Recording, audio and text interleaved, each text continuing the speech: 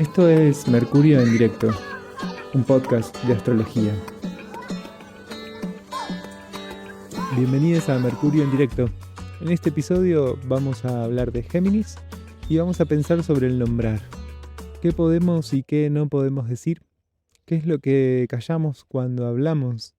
¿Y qué es lo que el silencio guarda de la piel para adentro?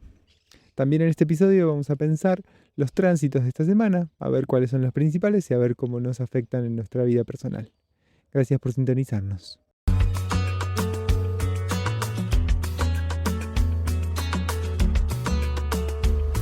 ¿De qué hablamos cuando hablamos de apuntes para un diccionario astrológico?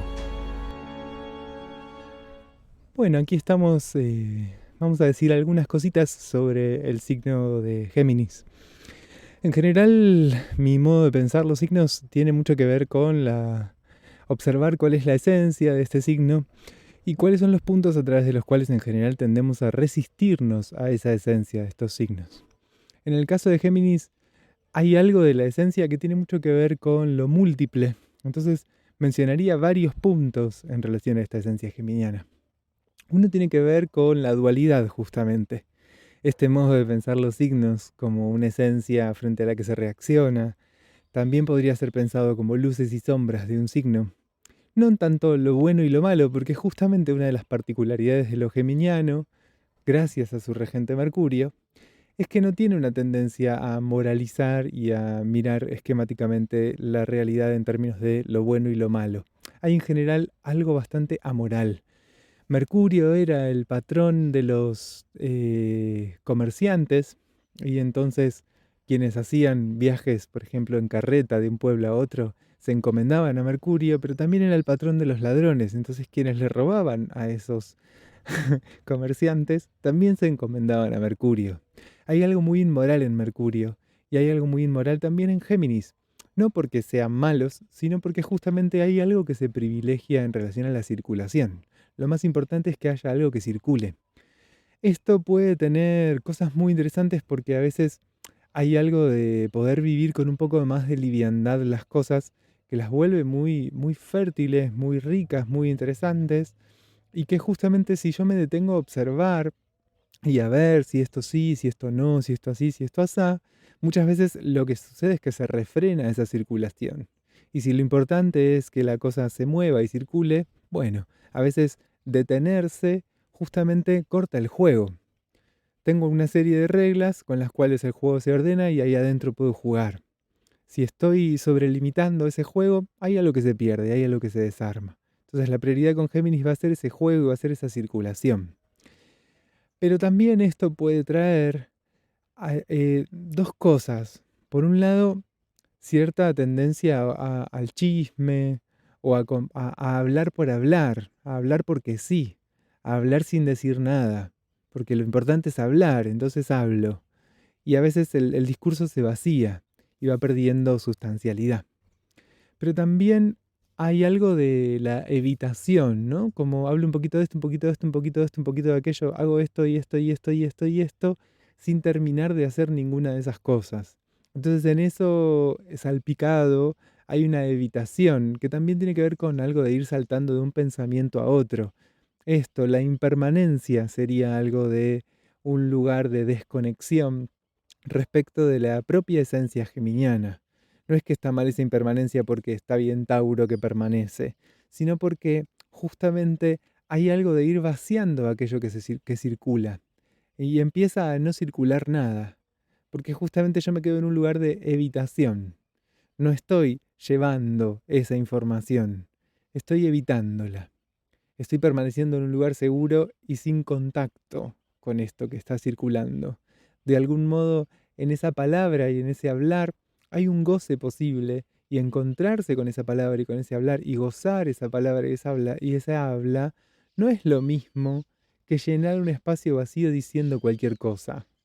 No es lo mismo dejarse habitar por una idea, por un pensamiento, por una pasión incluso y darle lugar a través de la palabra y del nombre, que correrse, evitar, silenciar, callar, a través de el sobredecir. Hay dos grandes modos de callar y hay dos grandes modos del silencio para este signo. Uno tiene que ver con la inhibición literal. No puedo decir, me callo. Pero el otro tiene que ver con hablar de cualquier cosa para que no haya un vacío que aloje esa verdadera palabra que necesita un espacio. Otro gran punto de la esencia geminiana tiene que ver con las luces y las sombras. La luz y la sombra es una gran particularidad de lo geminiano. Los polos, esto y este otro polo, ¿no? Lo que está opuesto, esto y lo que está en la vereda de enfrente. Los dos gemelitos, la imagen de Mercurio, de Géminis y de los hermanos, como este lugar en donde hay un hermano que es atlético, que es fuerte, que es el que más se mueve desde lo físico, y hay otro hermano que tiene más que ver con lo intelectual, con lo mental, con el pensamiento. El arquetipo se disocia y se divide en dos, ¿no? Está el bueno y el malo, el sabio y el ignorante, el fuerte y el débil. Todo el tiempo se da ese juego. Y es como si un hermano carga con una parte y el otro necesariamente tiene que cargar con la otra. Hay alguien que carga con la luz y hay alguien que carga con la sombra. Y si quien está en sombra sale a la luz, quien está en la luz se ensombrece. Esta es un poco la sensación con lo geminiano. Todo el tiempo está ese interjuego entre luces y sombras. Esto es muy propio del pensamiento, sobre todo de nuestro pensamiento dualista moderno y contemporáneo y occidental. Está permanentemente este interdiálogo entre la luz y la sombra y esta tendencia permanente también a la dualización, a la polarización. Pensamos así.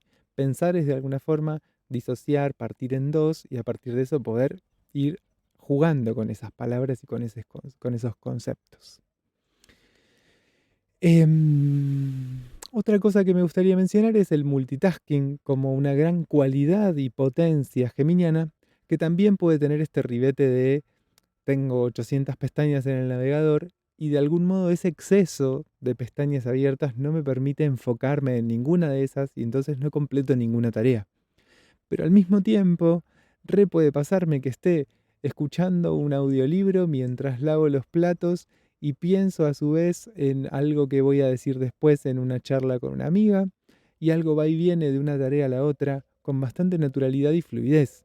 Claro que de pronto no me voy a volver un experto en el tema del que habla ese audiolibro, pero sí puedo estar un poco en contacto con aquella información. Y este contacto es una de las claves de la esencia de lo geminiano. Contactar, poner en contacto lo diferente. Mientras que tengamos el contacto de lo diferente como diferente, estamos en contacto también con la esencia geminiana.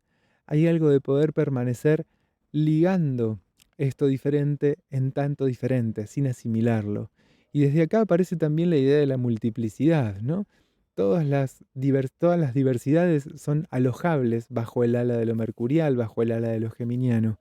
Y justamente todas las diversidades se pueden poner en contacto, se pueden poner en conexión. Insisto, como diferentes, no iguala lo geminiano, simplemente pone en contacto. Pensemos en el aire que nos permite escucharnos, vernos y estar en contacto.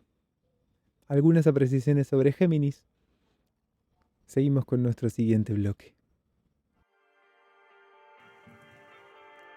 Búscanos en nuestras redes como Espacio Interior Astrología. La música es de Potlatch y yo soy Sebastián Bru.